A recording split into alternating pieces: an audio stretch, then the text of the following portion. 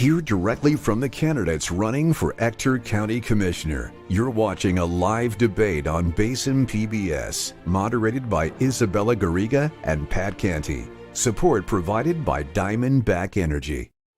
Welcome to Basin PBS, where we're coming to you live from the Anwar family studio. Tonight's program was brought to you by Diamondback Energy. I'm Pat Canty, and on behalf of Basin PBS, thank you for joining us tonight.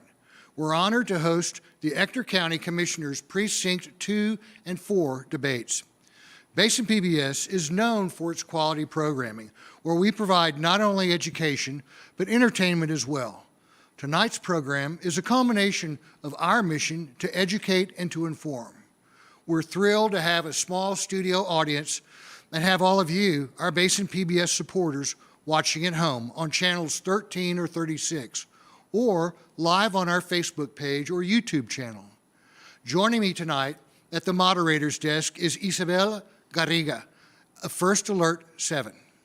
Tonight's debate will be 90 minutes in length. Our questions were developed by our team of moderators, a small representation from the community, and our Facebook page, where our community will be given the opportunity to submit questions. We will do everything we can to ask some of those questions during tonight's program. And we have asked our candidates to visit the Basin PBS social media page after tonight's program to answer your questions further. We'll begin now with the rules. The debate will begin with each candidate in the order of how you appear listed on the ballot, with your opening remarks. After these opening remarks, the moderator shall pose a series of general questions. Each candidate will have 1 minute to respond to each question. In the event that a candidate's answer to a question invokes the name or policy position of one or more opponents, the moderators, at our discretion, can give a referenced candidate 30 seconds to respond. It is important to note that each individual candidate may also be asked a direct question because of a statement or policy positions that he made during his campaign. The candidate will have 1 minute to answer that direct question, and also the 30-second rebuttal rule shall still apply. At the conclusion of the questions, each candidate will be given 1 minute for closing statements. You do not have to use all the time that you are given, but it is encouraged that you do so, as this is your time to let your constituents know your stance on policies. This will be a live broadcast, so flash photography, making loud noises, or other disruptive actions are not permitted. We have asked candidates to not bring any electronic devices to the podium, as we have found those to be a distraction for candidates, the moderators, as well as the studio audience. Now let's get started and meet our candidates for Ector County Commissioner Precinct 2. Mr. Jason Payne. Thank you. Thank you to PBS. Thank you to Mr. James Poore. Mr. Grayson Hankins. Mr. Don Stringer. And finally, Mr. Richard Pierce. We will now begin with opening statements, and I'd like to remind the candidates that each will have 1 minute. Mr. Payne, your opening statement.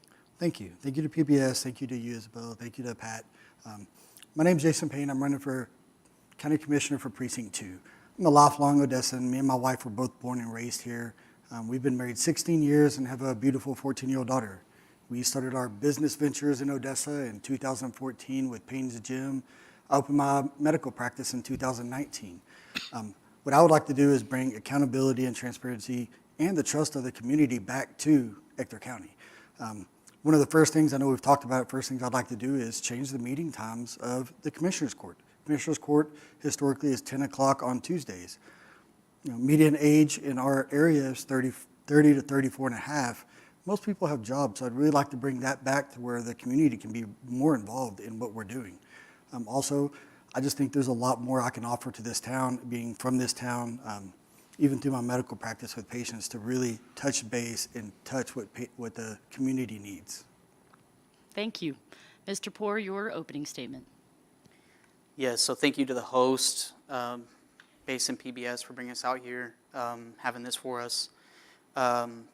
King Jesus reigns. Let me tell you that Scripture says that Jesus is quoted saying, "I'm the way, the truth, and the life. No one comes to heaven except through me." And just as the Son of Man came not to be served, but to serve, that's how I plan on running my governorship in office. I have 11 years with the county, 8 years with the sheriff, 3 years as a bailiff for Judge Justin Lowe. I understand the county structure, I know the county employees, the department heads, and the needs of our county. I'm a small business owner, Permian Basin Snacks. We opened up just because there were students getting hit crossing 42nd and Grandview. We started that, and since we've opened, 0 students have been hit crossing the road. We take about 1,000 students out of that every week. Thank you. Thank you. Thank you. And Mr. Hankins, your opening statement. Hello, I'm Grayson Hankins. I was born and raised in Odessa, graduated from Odessa High. I went off to Texas A&M and earned a degree in industrial distribution, came back and worked in gas plants and refineries. I did pharmaceutical sales. I was a partner with hospice. I bought a pharmacy, started up a medical supply. And all that time while I was doing that, I volunteered at my church. I taught Sunday school, served on nearly every committee imaginable. I volunteered with ECISD on their bond committees. I have served as president of several booster clubs. I've also been involved in the Odessa Chamber of Commerce and served as the chairman of the board for that. And I just believe that my experience and involvement in the community and my experience as a business owner makes me the best candidate for County Commissioner Precinct 2. Thank you. Mr. Stringer, your opening statement, please.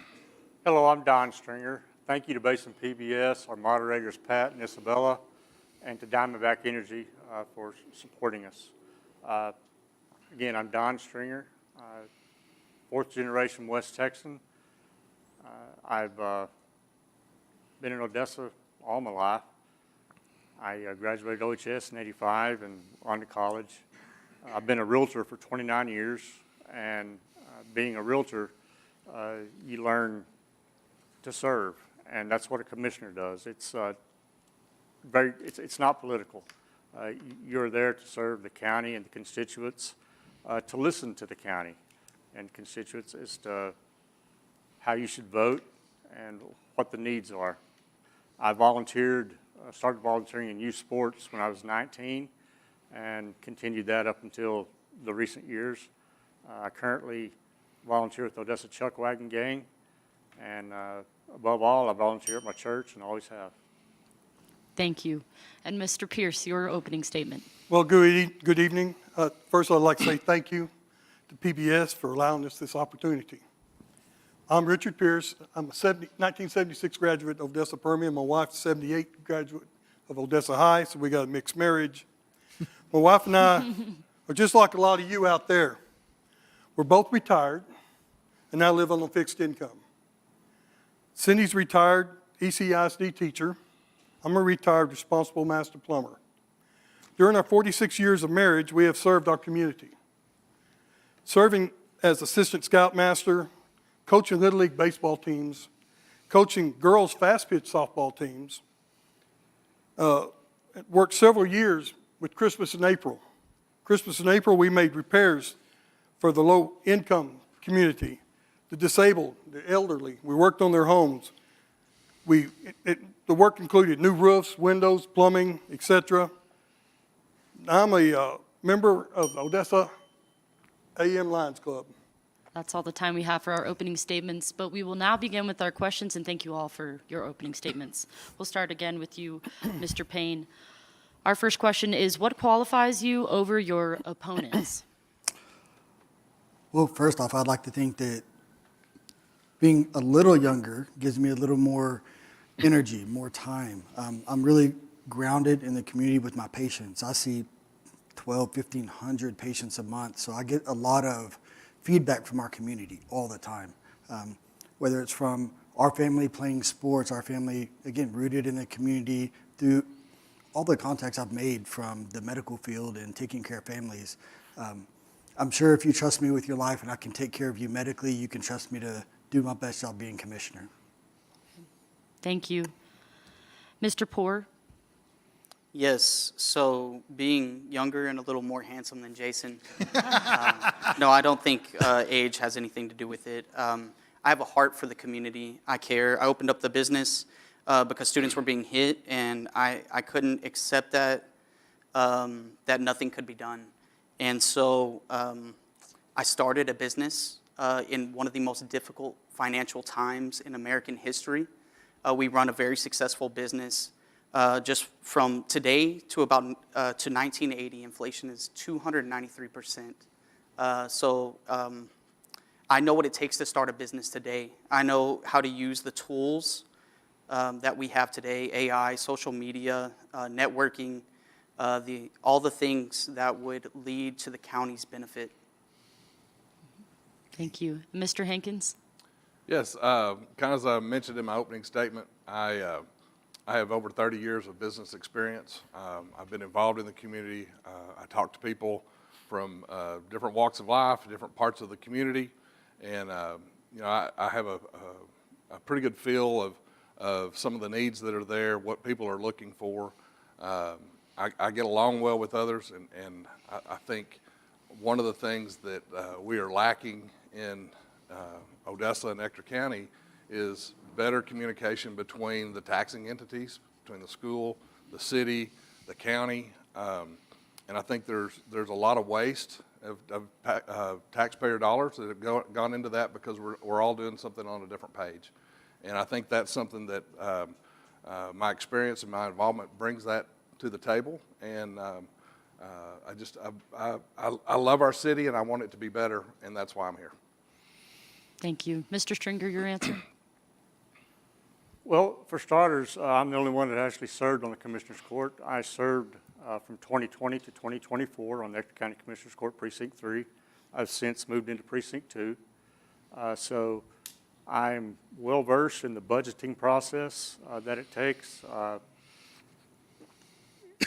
You wind up during the budget going through every line. And last year, our budget was $115 million. That's what was passed. And can you imagine how bloodshot your eyes are after going through that? Anyway, I know the budgeting process. I grew up in a small business. My dad had a service company. I've been a leader of men and people all my life, and I believe it takes good leadership to lead the county. Mr. Pierce? Okay, first of all, through my experience in the large construction business, I was a responsible master plumber for jobs like the Ector County Jail, the Monahan School, projects for the Air Force, large and small, etc. We worked, I know the bidding process. I've quoted jobs for the school district, for Ector County, for the county of Midland County, for the cities. I know how to work with people. I know how to lead men. And with that experience, I work budgets. I know the budget process. I know the construction process. I want to be in there. They're going to build the courthouse. They're going to build the library. With my past experience, I believe I can be an asset. I do a part-time job now teaching code books. I know the codes and how the building should be done, and I'll be the right person during the construction time. Thank you. Ector County will soon have a new courthouse. The county is financing the project through the issuance of certificates of obligation.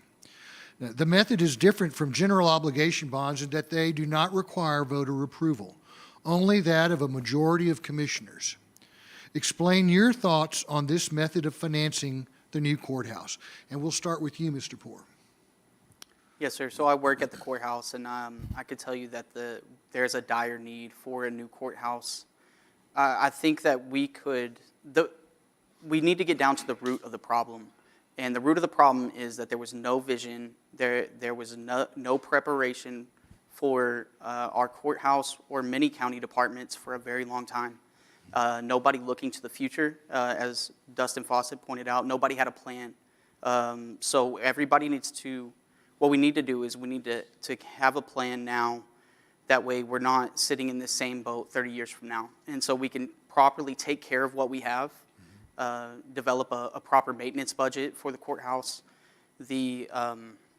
I believe that we need to just be more efficient and run the offices correctly, having a vision for each county department. That way we're pushing the budget into the future rather than just dumping our budget at the end of the fiscal year. Thank you. Mr. Hankins? Yes, I agree. We definitely need a new courthouse, and we've needed one for 25, 30 years. I believe that I think that the voters should have had a choice in what they were doing. I think that we had poor leadership that didn't have a plan when they brought the bond issue before, and if they'd had a plan, I think they could have got it passed, because those voters are smart, and they know what they want, and they know what needs to be done. They just weren't given the opportunity to look at that. And as a result, over a 15-year period, it cost us about $250 million. Mm-hmm. So we can't sit back and just say no and expect things are going to get better. It's an issue that I think is important that we communicate with our constituents better, give them as much information as they can possibly have, so that they can make an informed decision on what we're doing, and then let them decide what we do. Thank you. Mr. Stringer? The need for new courthouse is dire. I think everyone's aware of that. Get trapped in the elevator, or our plumbing is less than desirable, to say the least, and I'll leave the details out. The basement floods, we have records down there. So the bond was passed. We don't have to build a Taj Mahal as a courthouse. We need to build a good judicial building, and the surplus funds need to go right back to the principal. Okay. Mr. Pierce? First of all, I blame the previous commissioners court and judges from the past 20, 30 years for not providing a good bond issue, a good bond plan. ECISD finally presented a good bond, and it got passed. So with that, but we can't do anything about it now. It's going to be done. But I will vow, when elected, I won't sign off on a CO. Right now, we need to do something with the Coliseum, but we don't have the money to do it. We already got too much of a tax burden. With that tax burden, we can't do anything with the Coliseum. But the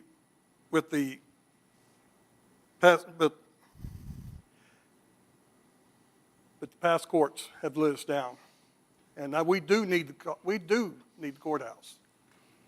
Okay. Thank you. Oh, and finally, Mr. Payne. Thank you. I think we can all agree the courthouse needed to be replaced. I'm completely against COs, 100%. Whether we need it or not, you don't override the voting system of the people. If the community says no, you go back, reformulate it, and present us something better. I think the way they went about voting no and then just doing it anyways and circumventing the public, it created that trust issue where I think the community feels, why would I vote? Or that's why we have low voter turnouts. Why does my vote matter if we vote no and then they just go ahead and do it anyways? So if I'm elected, there will be none of those ever signed that I will ever agree with. Thank you. We'll move on to question number 3 regarding the library. This project, the county has already committed at least $10 million to the new library. How much more should the county be ready to commit? And what are your thoughts on this public-private partnership? And we will start with you, Mr. Hankins. Well, again, I think, it's important to have a library. I think, although I have to admit I haven't been in our existing library in many years, but I don't think that at this point that the county should be responsible for building that. And I think if we can generate outside funds to help pay for that, I think that's what we need to be looking at. Whether it's the sale of the existing library could apply to that, but I don't think that the county should put any more money into it at this time. I think we need to be looking for outside sources, grants, donations, things like that, and let that take place, but only when there's a commitment from other outside sources. All right. And Mr. Stringer? 10 million is where we should draw the line with our contribution. The library board is steadily going to outside sources, trying to raise the funds. I'm told by their president that they're getting closer. But as far as the county contributing more, I don't think that we need to. Thank you. And Mr. Pierce? My wife's got a master's degree in reading. She was an educator, a dyslexia specialist. She visits the library on a regular basis with grandkids, and she said it stinks. Horribly. Horribly. I think we need to do a partnership with private funding or look for more grants, like Mr. Hankins said. But we need a library, but we need to look for other ways to fund it. I agree. Well, we need to cap it at maybe $10, $15 million, whatever. We don't want to go way overboard, but look for more outside funding. I agree with these last two gentlemen on that. So, but we need to get it done. It's grandkids don't like. They like going there, but they don't like the way it smells when they're in there. Thank you. Mr. Payne? Thank you. I haven't been to the library in quite some time, but from what I've heard, it needs to be upgraded too, just like the courthouse was. I think the 10 million cap that we have should be stopped. I think outside entities should be looked at partnerships. We have a plethora of oilfield organizations that can help donate and be more a part of this community. I think it comes down to the communications and the meetings we're having. Are we having these meetings with these bigger companies to make this happen, or are we just looking at raising taxes again and circumventing the public again? I really think we can work with a ton of these oilfield companies to really get this funded. We just have to sit down and have those meetings. Thank you. Mr. Poore? Yes, so I believe that there is a need to move the courthouse, library closer to the courthouse.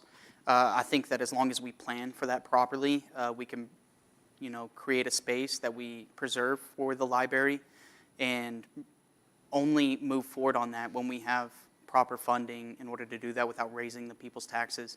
There are some safety concerns, homeless, disgruntled Ector County citizens who are unhappy with the service, the way it smells, the resource that is there, and like many of the other county departments, have kind of suffered under poor leadership for the past, 2 or 3 decades.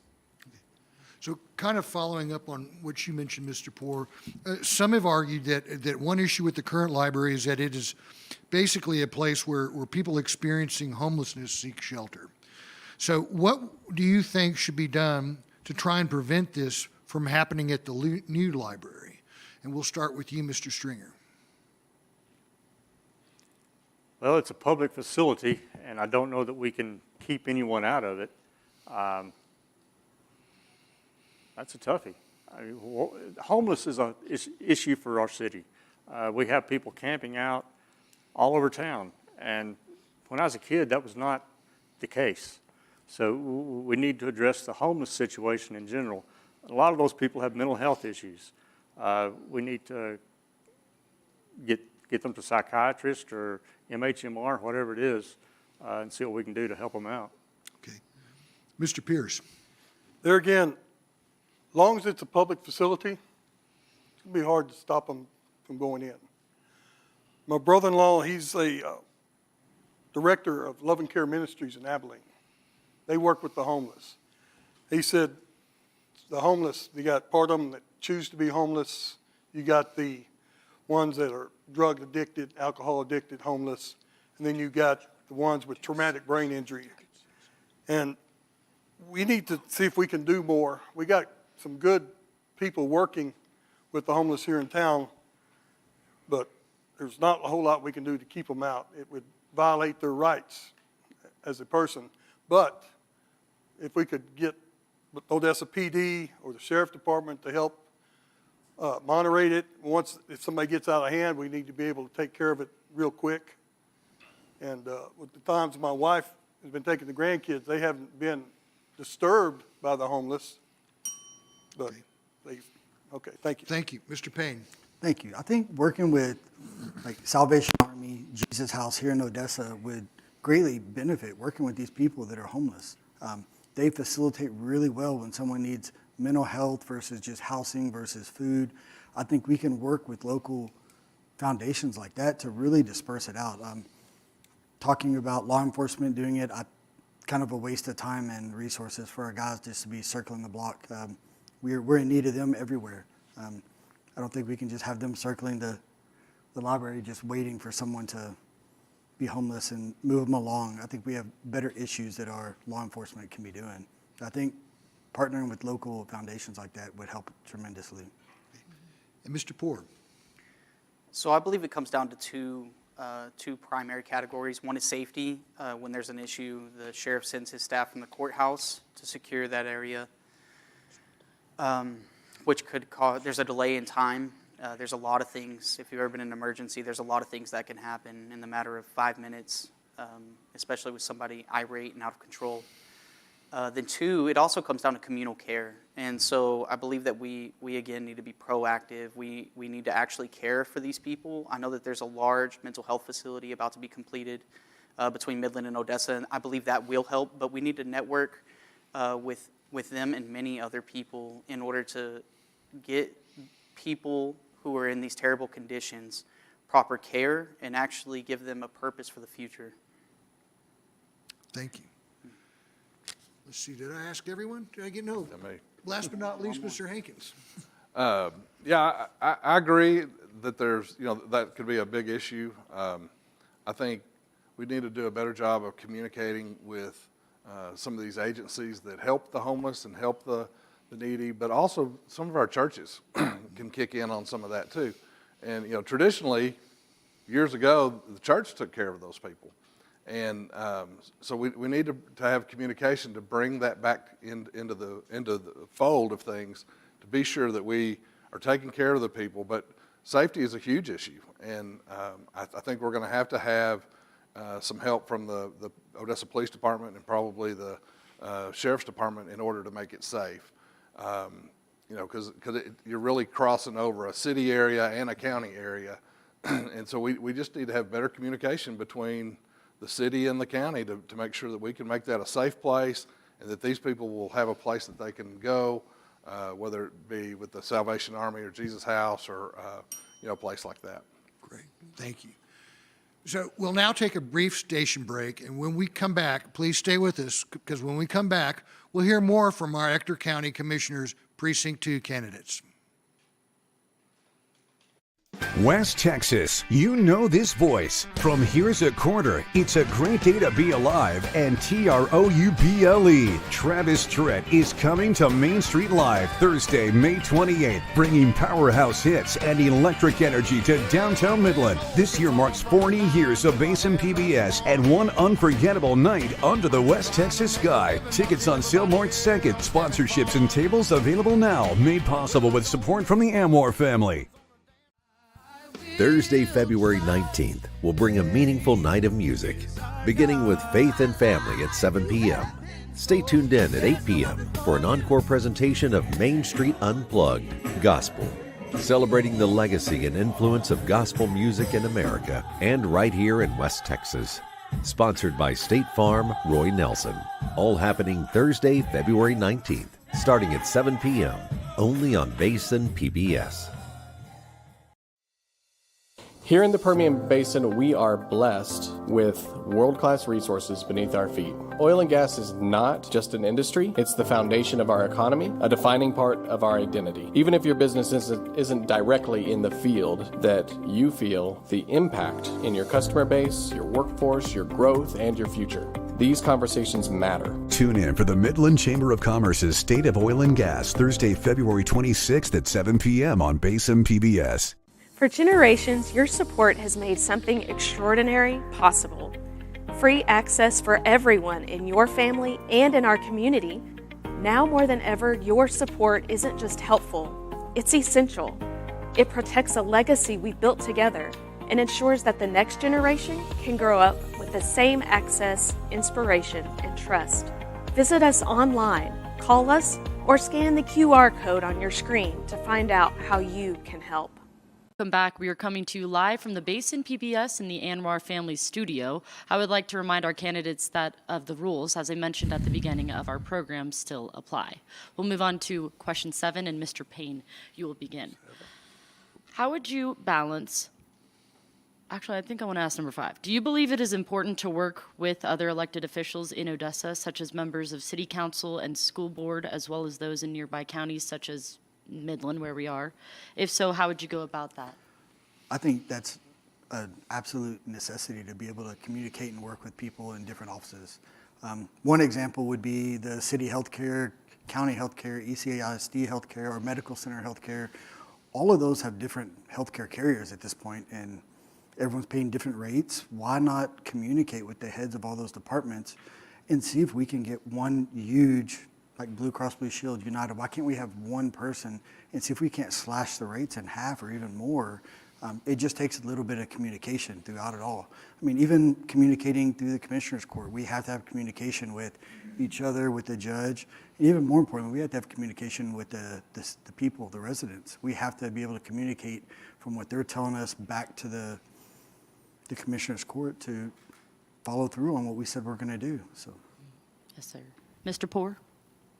Yes, sorry, I kind of blanked on the question, but I believe it's crucial that we do that.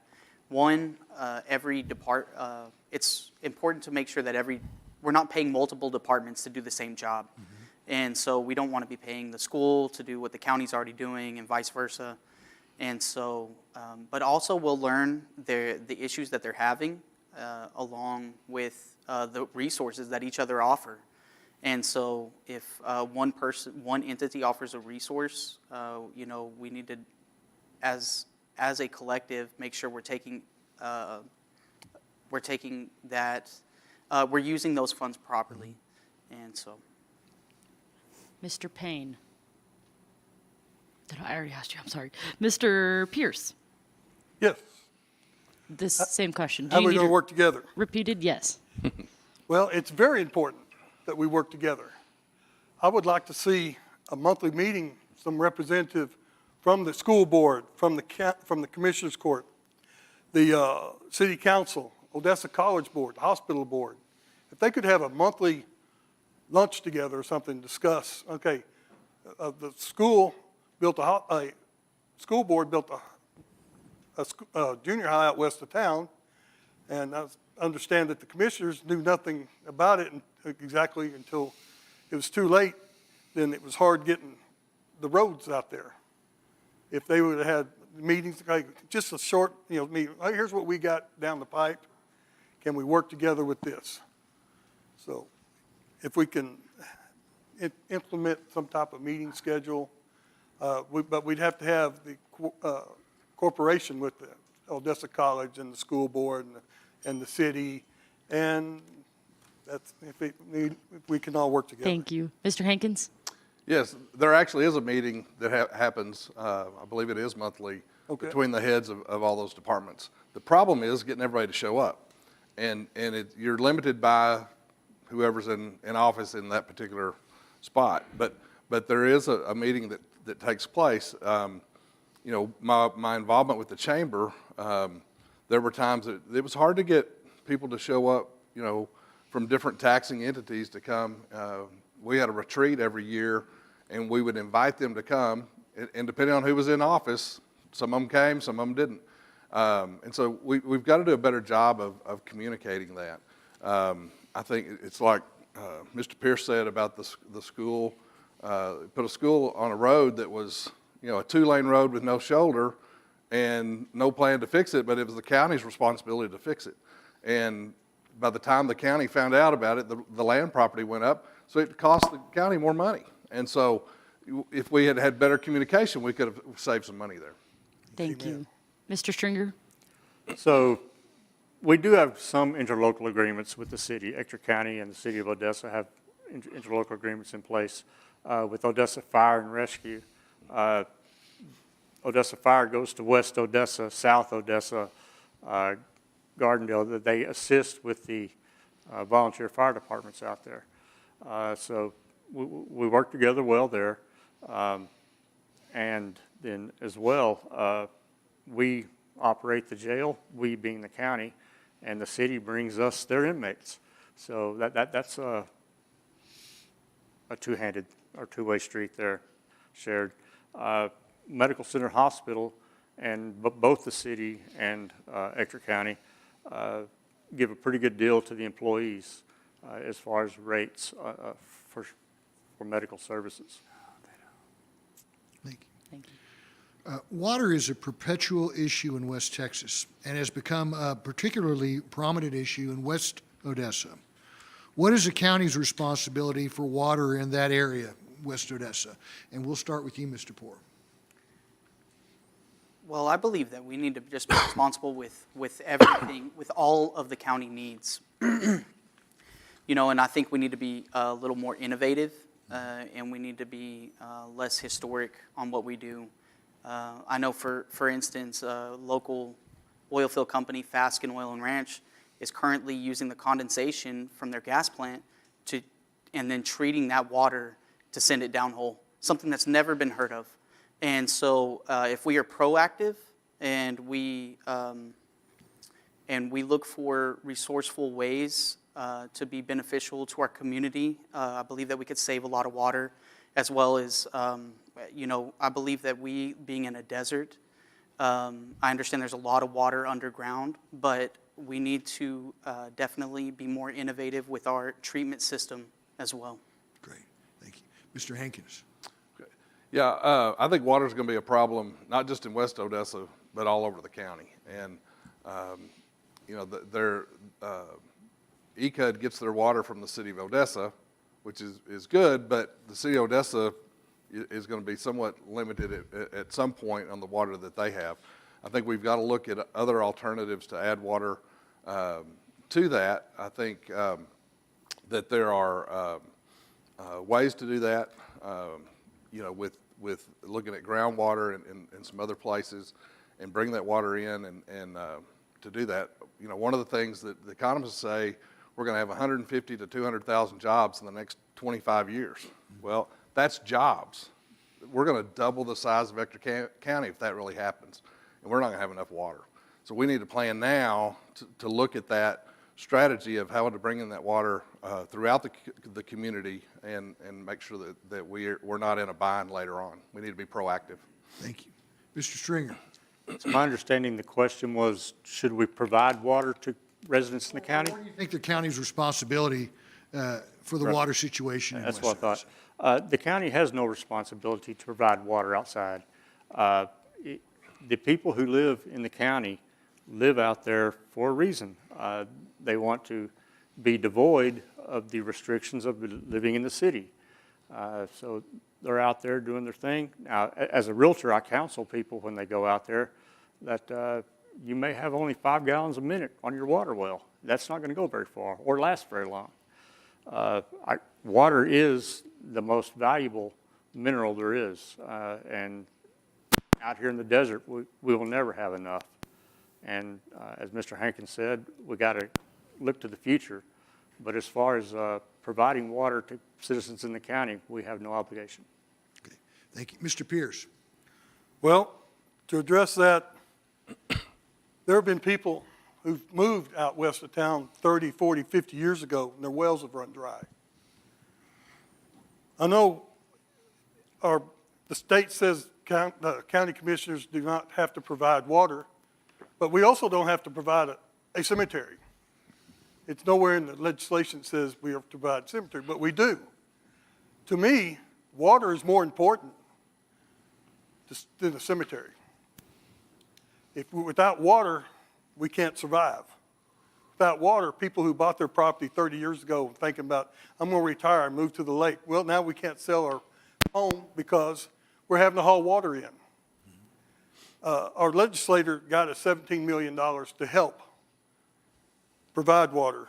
We need to use that money wisely with ECUD, make sure it's used quickly and efficiently so we can try to get some more grants from the state or from the federal government. We need water. Thank you.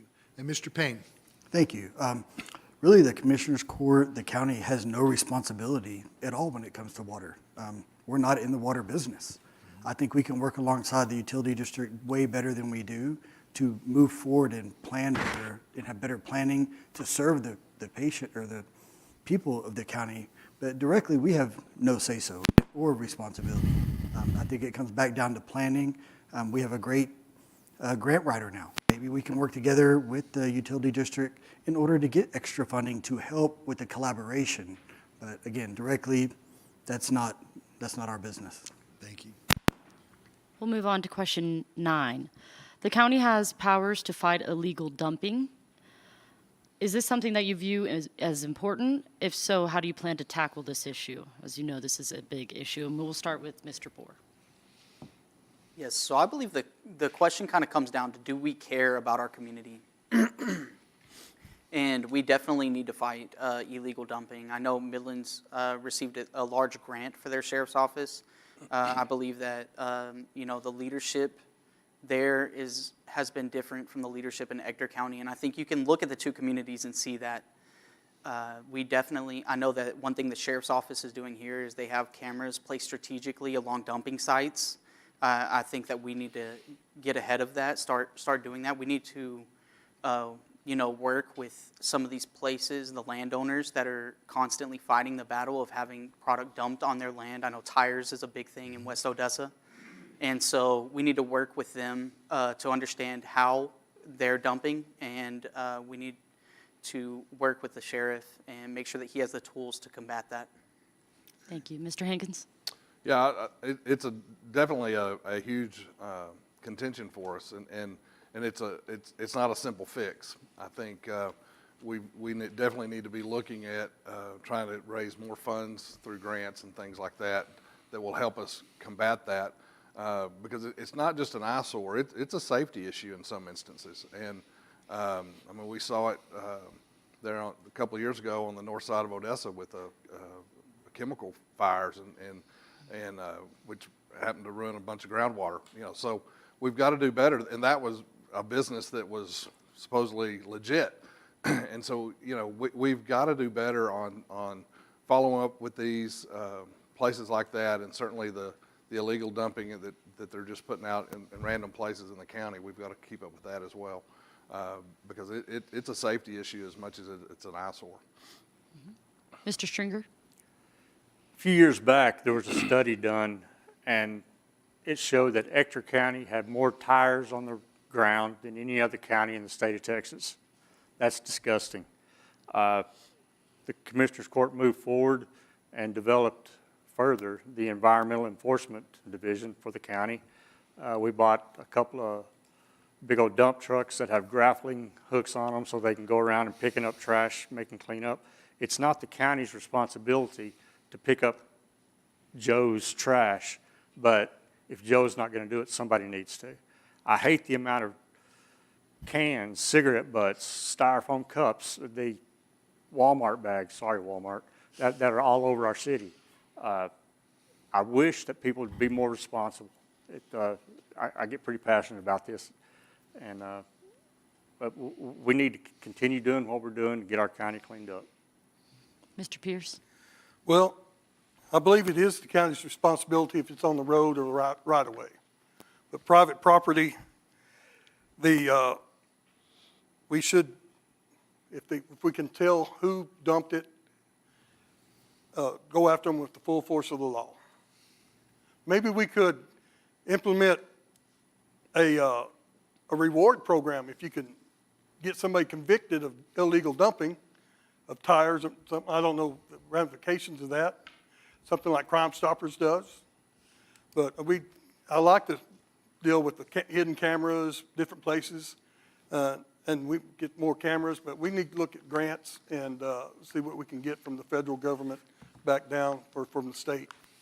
Because I've drove around West Odessa and South Odessa in the past month just because looking around about what problems could come up, it's trash.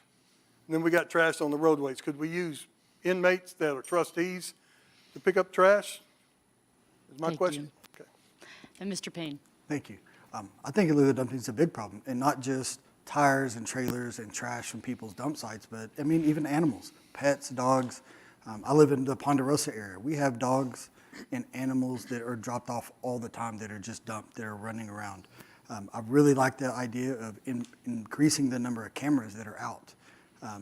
That's a fantastic way. It saves, we're not having to really up your manpower and pay more, but we can get, I really think getting with Judge Fawcett and the grant writer again, we can find those funds. We haven't had a grant writer before in Ector County. I think using him at our disposal is gonna be fantastic, where we can maybe get these cameras paid for, so we're not just upping the cost of taxes and upping things for the citizens.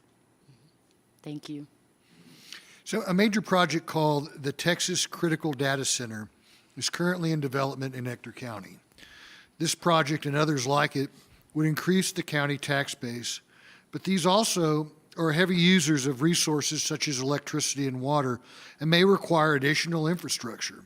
What are your thoughts on projects, these types of data centers? What are your thoughts on those? And we'll start with Mr. Stringer. As far as the infrastructure, I spent many years in construction, and the developer always shouldered the responsibility for putting in the water lines, sewer lines, whatever else. So if we have these data centers, as you said, come to Ector County, those people need to pay for their own infrastructure. It's not the citizens' responsibility. They're here to make money off of our county. They can put money into our county. Mr. Pierce. Okay, I'm aware of a very, very large one going in Abilene. I know the Abilene Commissioners Court and City, they're excited about the tax that's going to be generated from that. I don't believe in giving tax abatements just from the county. If we can do a tax abatement with all the taxing entities, we might look at that. If they bring in, if it's going to bring in $20, $30 million a yearly, and we know and guaranteed, we might give a little tax abatement, but not by ourselves. It's something that's needed, but I think the builder of it should take care of most of the pricing, the cost of that. We're building into Midland County. Odessa gets tax money from City of Odessa. We need to start doing more building, concentrate to the north, south, east, and west, so we can gain that money. Thank you. Mr. Payne. I think having these data centers or even larger oilfield businesses for our area is fantastic. I think it helps the city, it helps the people, it helps our schools, it helps everything in general. I think the majority of the cost, the people building the data center are responsible for all the cost. I don't see why we as the Commissioners Court can't work with these people to make sure we can get these people in our area. I think we always have to have that open line of communication. I don't believe we should cover all the costs, but I do think there needs to be an open line of communication to get more of these companies in our area to help stabilize the ups and downs and the fluctuation of the oil. Okay, thank you. Mr. Poore. Yes, so I don't see any problem with upgrading the current level of infrastructure that we have. And especially, it's kind of nice to bring in some of these larger tax entities like AI data centers and things like that, to bring them in to help cover some of that cost through their development.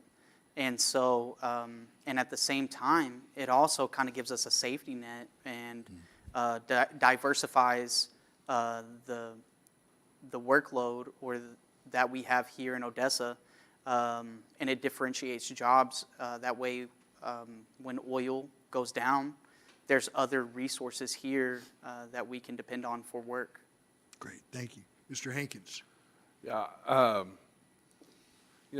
we need to expand our tax base, and the best way to do that, I believe, is to bring in new businesses in, because with these data centers, I think some of them have potential to bring in $1 billion. $1 billion. That's a lot of money. That's a lot of tax dollars.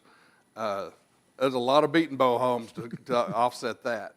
So we need to work with them. I don't think we should do it all. I think we need to work with them, work with the city and the other taxing entities to try and help them to come here, because right now, that's the way the game's played, is through these tax abatements, and we've got to draw them in.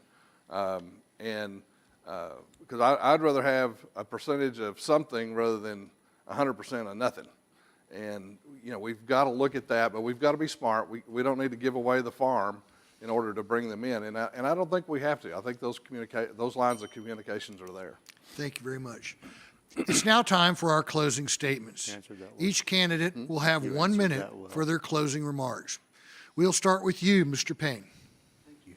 Thank everyone for coming. Kind of went blank there for a second. It's been a long day with all this, being live. Just thank everyone for being here. I've been here my whole life. I'm not a politician. I see a need in my community. I see a need that I'm worried about my daughter growing up and not being able to afford her taxes. I have people in their 20s that are getting married, and I'm worried about them being able to afford living in our city, trying to start careers. I just see the need, and I want to fill that need. I want to be open and transparent with the public. I want to be able to be their voice that's been lacking for years and years now. We've seen the voting against the people. I think we need to bring back to what the people say goes and not circumventing what we're voting for. Thank you. Mr. Poore. Yeah, so I'm just going to start by telling people why I'm running. The reason I'm running is, and I'm not trying to ruffle any feathers or cause any problems with this statement, but I believe the citizens of Ector County deserve to know their current level of, their current standard of governorship that the county offers. I saw a commissioner go to a county department that the county head was leaving, and the county head was so excited, saying, I'm going to, thank you. Finally, a commissioner comes here and sees what we do.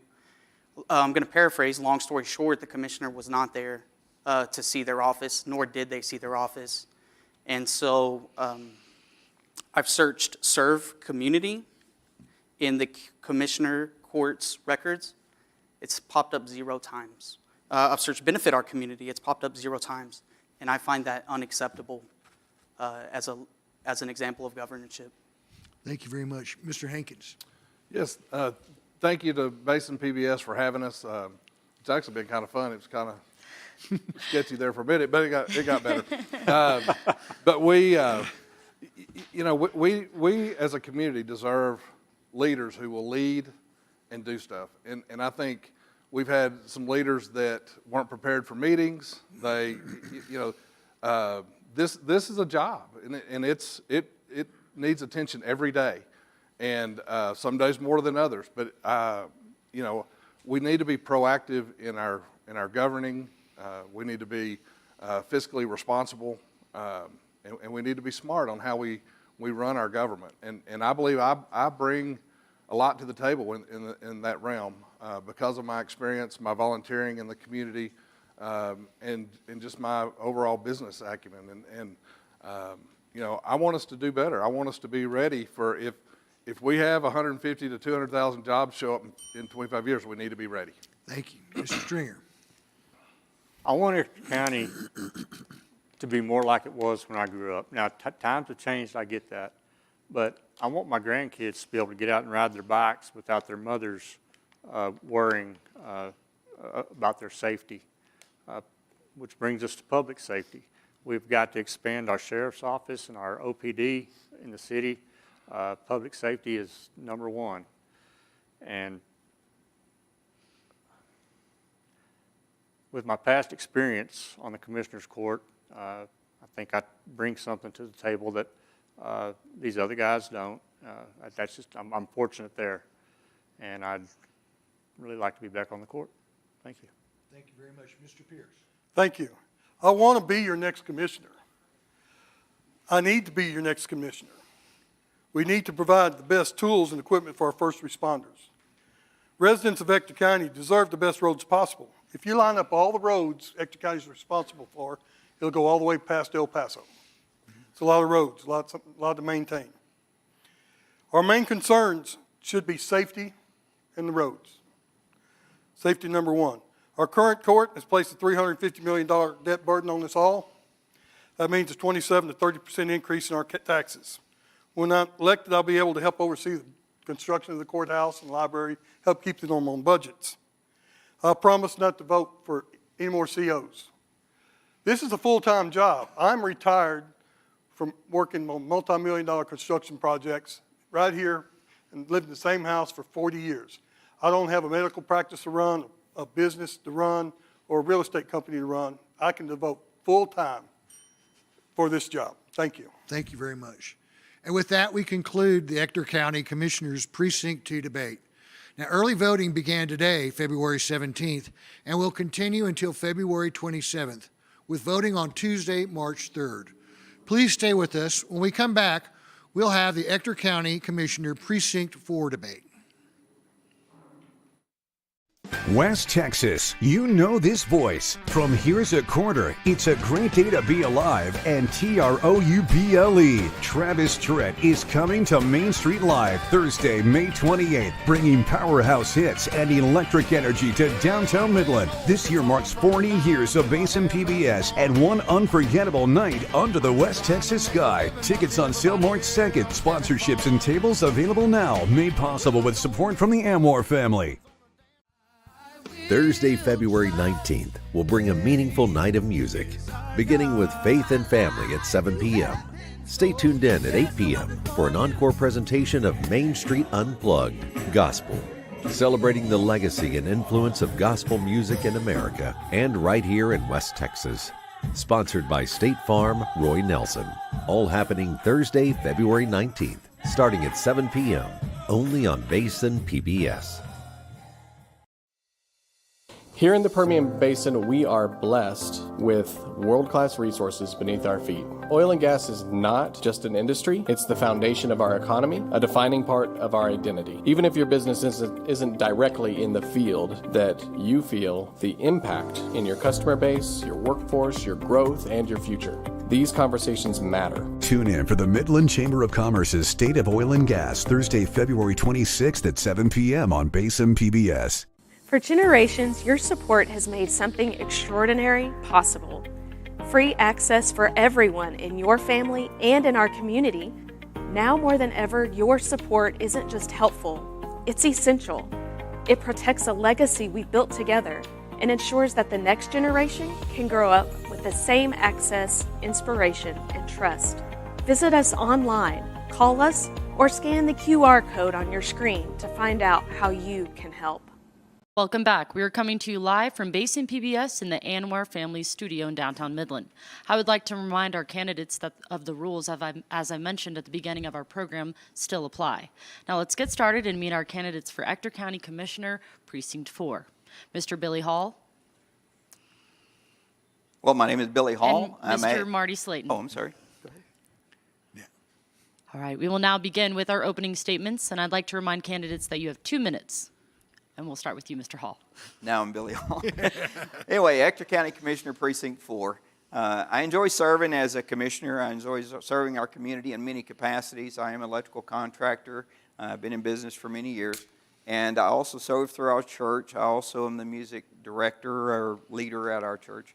And I like serving in every capacity. And being part of this community in a governmental position has given me a different perspective on our community.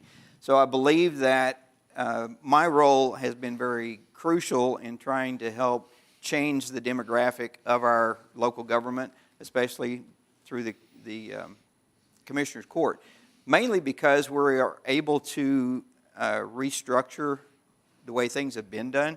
And so the way things have been done in a lot of ways have been that we've just allowed bad players to be in bad positions or in good positions.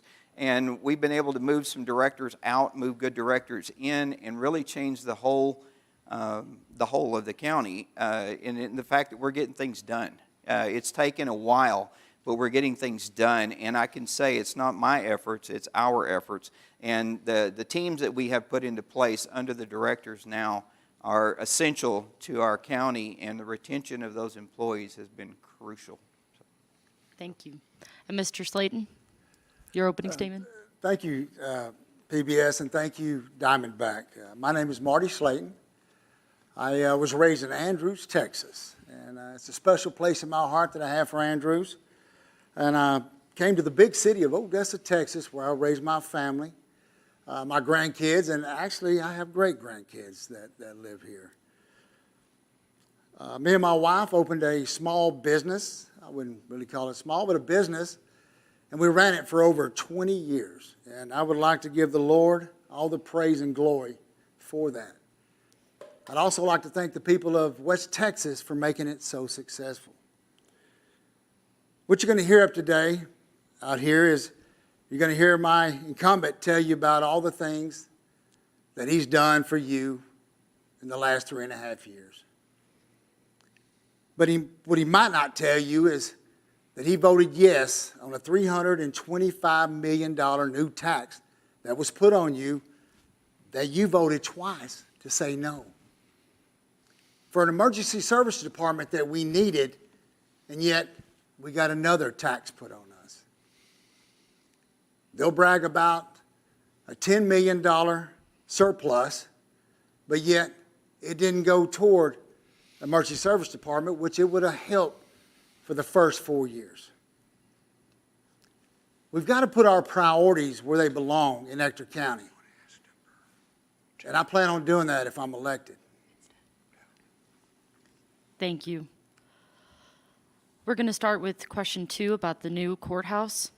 The county is financing the project through issuances of certificates of obligations, or COs.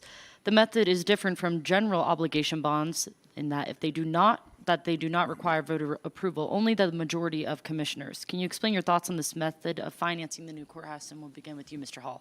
Sure. Okay, so in the past, I voted against both times that the proposition was brought forward or to a vote. I voted against it for the right reasons. It was not presented correctly. There was no evident plan. There were some architectural drawings that may have been done, but it wasn't presented to the community correctly.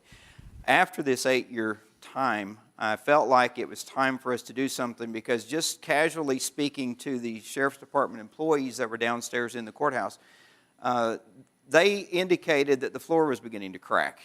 And there were some other issues, and I've talked to our county clerk, who also said that she's had human feces run down on her desk and on herself, and she's had to go home and shower. So I feel like as a community, it's a disgrace to us as a people and who we are and how we represent this town. And I feel like it was time to do something, and we had to do something pretty rapidly. And so that's why I went ahead and decided to go ahead and vote for it this time, but for the right reasons. Perfect, and great time. And Mr. Slayton, your answer. Yes.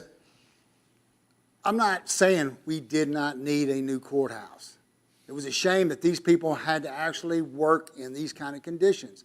They were awful. But this word, certificate of obligation, is a word that is basically a loophole. It's a loophole that you get to use if the vote doesn't go your way. And that's exactly what happened. They're basically telling the taxpayers that, you know what? It doesn't matter how you voted. I'm going to put this loophole in, and I'm going to do it anyway. And we've lost so much trust in the people I have talked to. A lady told me, and it just goes right with this, she said, why vote? They're going to do what they want to anyway. And this little certificate of obligation proves her exactly right, that you can use this, and it doesn't matter if you vote or not. I got another thing to go. So let's move on to another project. There's a project in the county called the Texas Critical Data Center. It's one of these big data centers. It's currently in development in Ector County. This project and others like it would increase the county tax base, but also are heavy users of resources such as electricity and water. I believe they've been controversial in other communities because residents have seen their water bill go up or their electric bill go up because of the usage from these data centers. So what are your thoughts on projects such as this? And we'll start with you, Mr. Slayton. The Texas Critical Data Center, it takes 3 major things. It takes land, we got it. It takes energy, we got it. It takes water, a lot of it. We don't have all that much. It's a good thing. They say it brings a lot of taxes in here that will be useful for us because we really need a bigger tax base because the taxpayers are really hauling a heavy load, and I understand that.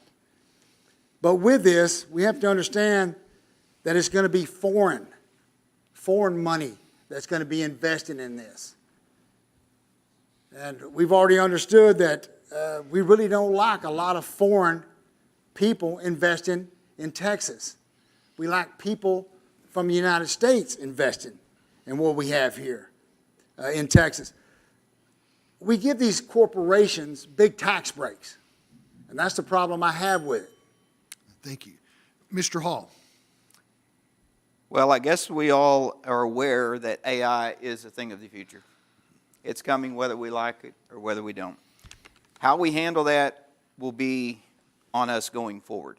I feel like as a county commissioner, there's limited governmental oversight with these companies because they have the funding. They can do what they want to do. But if they try to tap into our water resources, if they try to tap into other things, they could, as was explained to me by someone at one point in time, put too many straws in the glass. Pretty soon we don't have water for ourselves.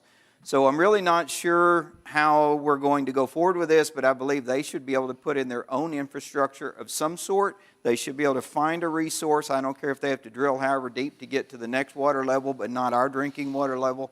There should be water maybe down that far, but that should be on them. And I feel like it's going to be a great resource as far as our taxes are concerned because they're going to help with that tax base. Thank you. Mr. Hall, you'll be the first to answer this next question. There have been some who argue that a county commissioner is not necessarily a full-time job with full-time pay and health benefits. City council members only receive a small token stipend for their service, but unlike city council, commissioners' ordinance make authority extremely limited. Do you think being a county commissioner is a full-time job, deserving of full-time pay and health benefits? If so, what is it about the job that makes it so compared to that of a city council person? Being a commissioner, that's easier for me to answer probably. The responsibility that we have is 24/7. Whether there's a tornado that happens in Pleasant Farms or microburst or whatever they want to call that, I was called to duty right away. I had to take my personal business and push it aside and go take care of the people that asked me to take care of them.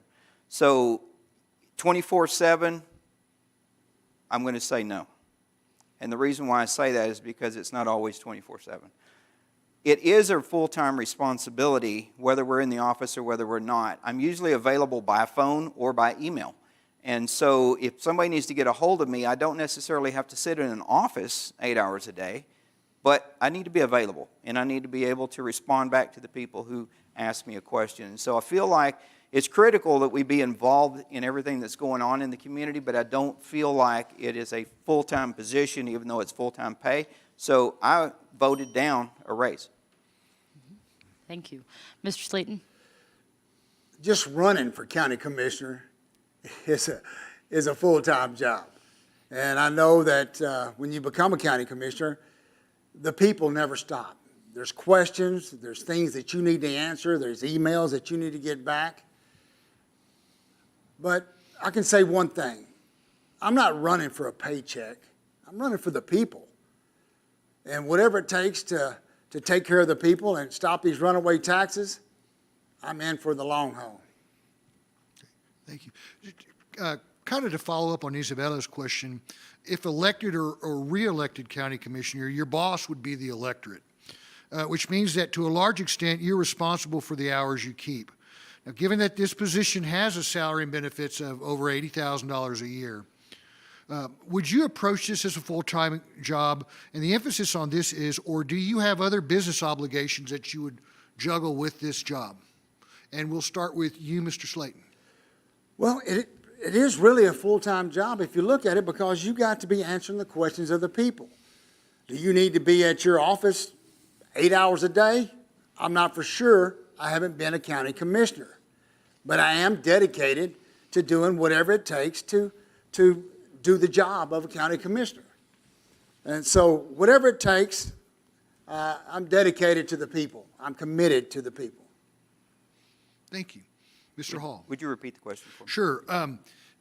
it's following up on her question, about being a full-time job. Obviously, it comes with a salary of about $80,000 plus benefits. Would you handle it as a full-time job, or are there other business obligations that you would juggle with that? Okay, so since I do have a current business, I do juggle. I don't let my personal business interfere with county business. So anytime that I've been asked to be at a meeting, I've been at a meeting. I think I might have missed one commissioner meeting in 3 years. I have made it to every conference I was supposed to go to. I have answered the call of as many people as I possibly can, whether it's a phone call or an email. I actually drive to their location. I try to make sure that I connect with those people, find out what the need is, and try to come up with a solution to that. But yeah, I mean, there is a give and take there. It's not just an easy job to do. So whatever your responsibilities are, I don't care if you're on a committee of some other sort, you're still going to have to carve out time to be a commissioner. You can't just let it go. Thank you very much. So, Are there services that the county is not currently providing that you would like to see be provided? And we'll start with you, Mr. Hall. current services that the county is not currently providing. I can't think of a service that we need to implement right now. We have senior services, we have road services, we have sign services. There's a lot of services, but no, I haven't ever contemplated what extra service we should add. The only service I can think that we just added was the veteran service, which I think was very essential for Ector County. And that was probably the only one that was in my bucket list, was to try to get done. So being a Marine, the veterans are definitely something that's on my mind, on my heart. I feel like it's something we need to do more of. The seniors at the senior centers, they might need a little more care in certain ways, but as far as just adding another department or adding another something else, I can't think of what that would be. Mr. Slayton? I'm really, really all about our veterans. My dad was a veteran. He went to Vietnam. He went as my dad. He came back as somebody else. My daughter fought in Iraq. I'm a veteran. My brother's a Marine. My mother-in-law is a veteran, and she does a lot of work with the veterans. So if there's any way that we can help the veterans in any aspect, a veteran should never go hungry. A veteran should never sleep on the street. So if we could do more and more for our veterans, that's where I would really try to see, can we do more? Oil field theft is a constant problem in the Permian Basin. We have it here in Midland County, and we sure have it in Ector. What plan do you have to address this problem? And we'll start with you, Mr. Slayton. I think what we should do, we do it in our military. I don't know why we cannot do it here at a smaller scale, of course, is drones. We need drones and somebody to man them. We know thieves. They're not dumb. It's a shame that they don't get a job, but they're not dumb. They're smart people. And they usually go at night. We know that. But it would be nice if we had a kind of a control deal, a place where they could fly from and get the coordinates on these people and ask these oil companies, hey, do you have somebody that should be out there at this time stealing spools of wire? And, of course, they could come back and say, no, we don't. Call the authorities, and, of course, it'd be infrared cameras. But we've got to really coordinate with the different oil companies and really use drone technology. That's probably one of the only ways, or the best ways, we'll catch these thieves. Thank you. Mr. Hall. That question is not really a function of the commissioners. I think it's a function of the community, though. I feel like as a community, we need to have more watchdogs out there, somewhat like Crime Stoppers, where they see something in action and they take action. But as far as what the commissioners do, we can't regulate that. We can't control that. It is strictly oil field theft. But the one thing that we did do, which may help mitigate the problems to some degree, was we started a red shirt program out at the Sheriff's Department. The red shirt program actually helped us get more recruits into the Sheriff's Department to help staff up. And so they've been staffed up a little bit better than they've been in quite some time. but it doesn't mean that they are fully available to the oil field. If you look at the size of our county, it's very large. They can't be everywhere all the time. So that's going to be on the back of most of the oil companies because that's their investment. I put cameras on my property because it's my property, and that's my stuff that I'm trying to manage. So I'm not going to ask. Never mind. Thank you very much. This next question, you both shared that besides veterans being a topic for you that you care about, the juvenile detention center does not. There's a huge issue with juveniles in Ector County, and they go to the Ector County, juvenile detention center to be reformed. Can you talk about the juvenile, issues that you see in our city and county, and then what you pose to fix that behavior? You're asking me? Okay. I Mr. didn't Hall. hear my name. We'll start with Mr. Hall. Okay. So I feel like it's a critical problem in the community. How we go about fixing it, there's no perfect fix for it. I've heard people talk about trash and how they're going to fix trash. Trash, there's no perfect fix for it either. But these children are anything but trash. They are people, but they are also autonomous. Their parents can raise them up the best that they can, and they're still going to make their own decisions.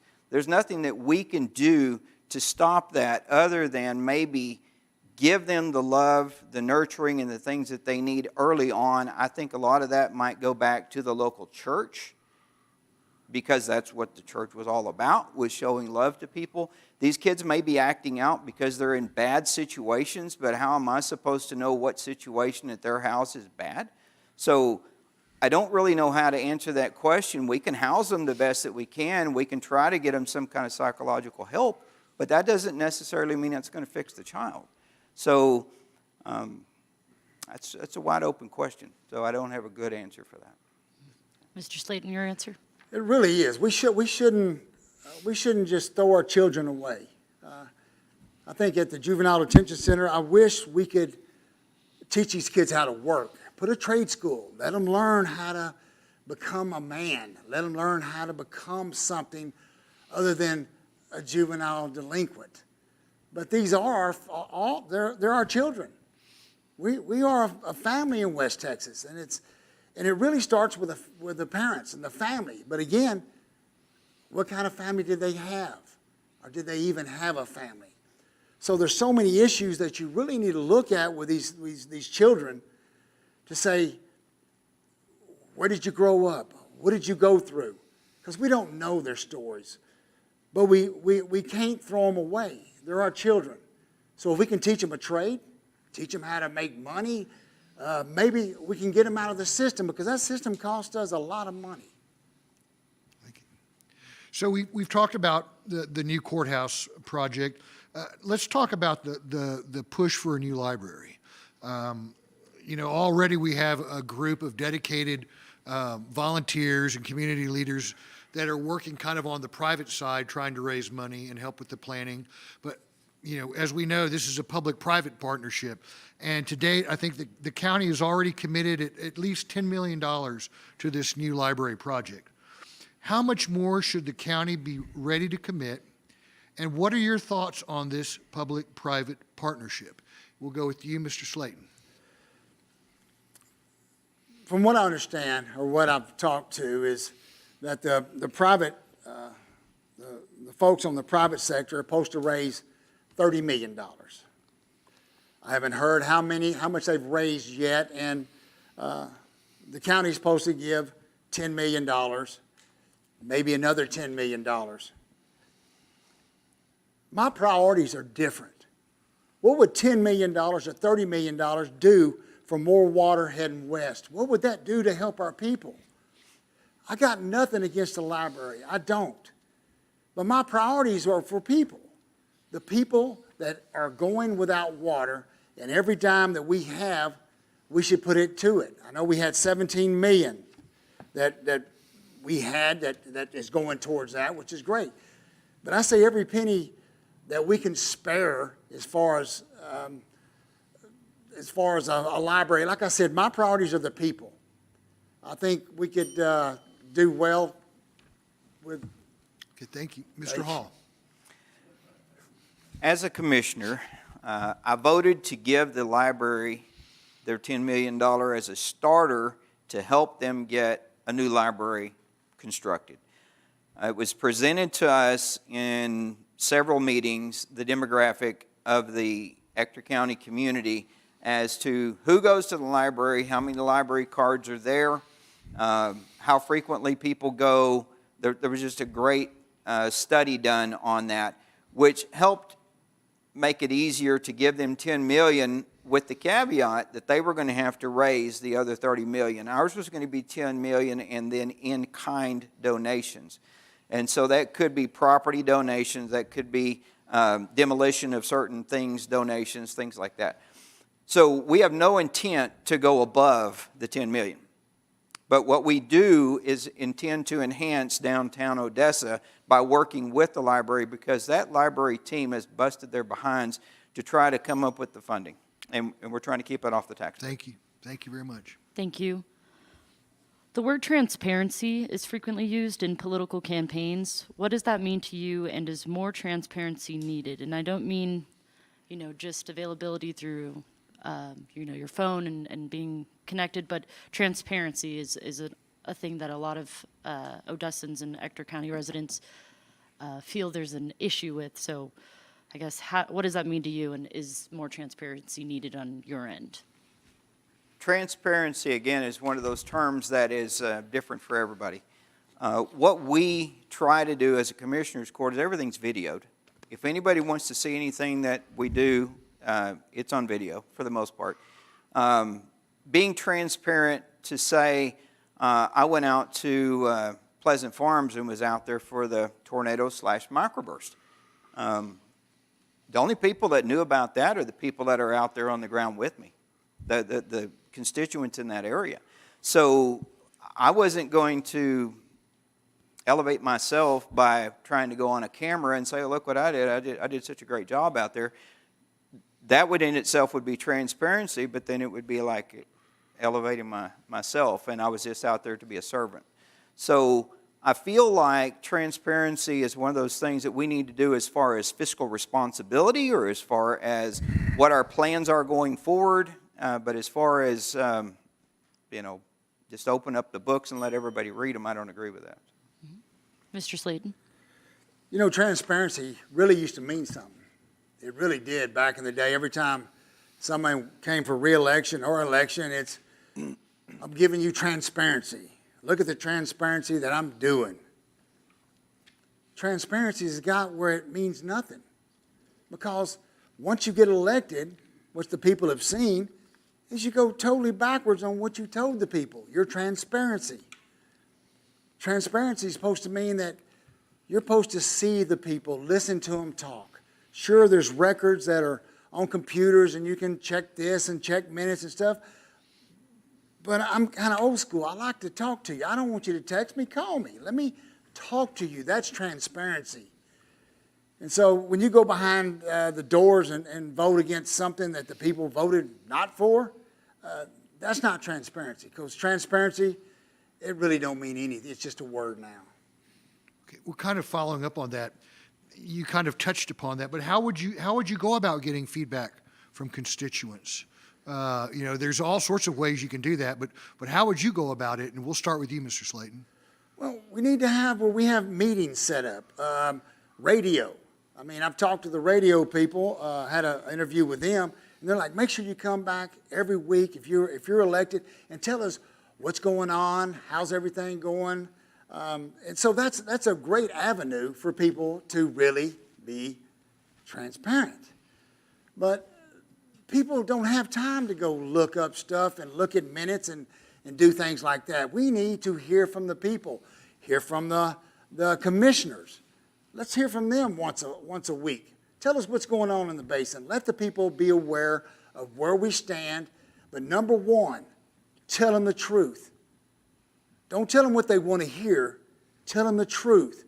Because we've lost so much trust in our local county government that we better be truthful or we're never going to get this trust back. Thank you. Mr. Hall. So public engagement is extremely hard to do. You can send mailers out to people's houses. You can put it on Facebook. any other kind of social media, really doesn't matter. The people that want to be engaged are going to be engaged. The ones that don't, won't. People will do exactly what's important to them. I, for one, have very minimal calls that come through the phone or through email from people that are concerned about specific issues. I try to respond back to those as fast as I can, but that doesn't make the communication any better. I do know that I try to listen to the AM radio station in the morning and try to stay up on some of the current issues, although I get distracted by a phone call or something else, and sometimes I miss most of the program.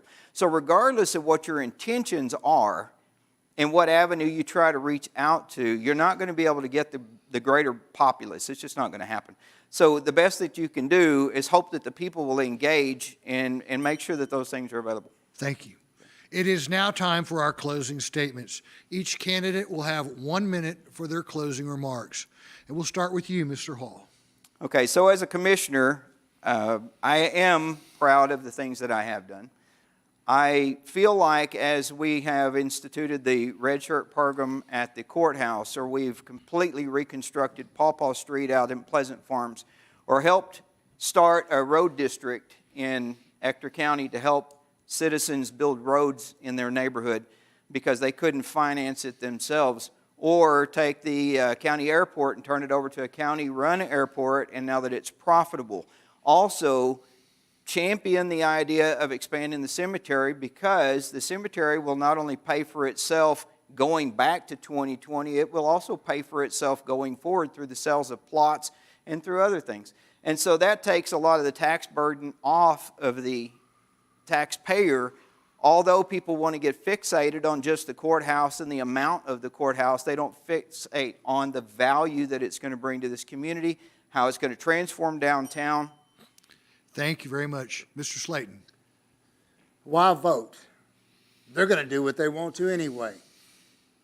I keep hearing that over and over in my mind, the distrust that people have for our local government. I'm running to put some trust back in our local government, to tell the people, I'll stand with you. I won't go against you like you've seen. Your vote does matter. Your voices will be heard. And that's why I'm fighting. I'm fighting to be a county commissioner, because we got to put some trust back. And the people's got to know, I got you. No matter if it's hard to do or not to do, or if it's not the right thing to do. It's you I represent. I don't represent myself. I represent the people. And we've fallen far too short of that. And if I'm elected, I will represent the people wholeheartedly with loyalty, and give them everything and committed to the people. Thank you very much. And with that, we conclude our debates. I'd like to thank all of our candidates for participating in this year's Ector County Commissioners Precinct 2 and Precinct 4 debates, and all of the rest of the debates we've had the last couple of weeks. I encourage all registered voters to cast your ballots. Early voting began today and will continue until Friday, February 27th, with voting on Tuesday, March the 3rd. Please check the voting office for polling stations and hours of operation. We'd also like to thank Diamondback Energy for generously sponsoring tonight's program, as well as the Elizabeth Yeager family and the Anwar family for their continued support of Basin PBS. Programs like this are possible because of you, our members and viewers. If you aren't a member and would like to become one, please visit basinpbs.org for details. Now, there's other ways you can support us, not just by joining our group, but also, for example, if you want to have some fun coming May 28th, you can come to our Main Street Live, our annual fundraiser, Main Street Live on May 28th, and we'll be featuring country music legend Travis Tritt. If you'd like more information about that, you can also find that on our website, basinpbs.org. Now, please stay with us for a special encore presentation of One Question with Becky Ferguson. It's entitled When Global Oil Hits Home. I'm Pat Canty. On behalf of Basin PBS and my co-moderator, Isabella Garriga, with First Alert 7, thank you and good night.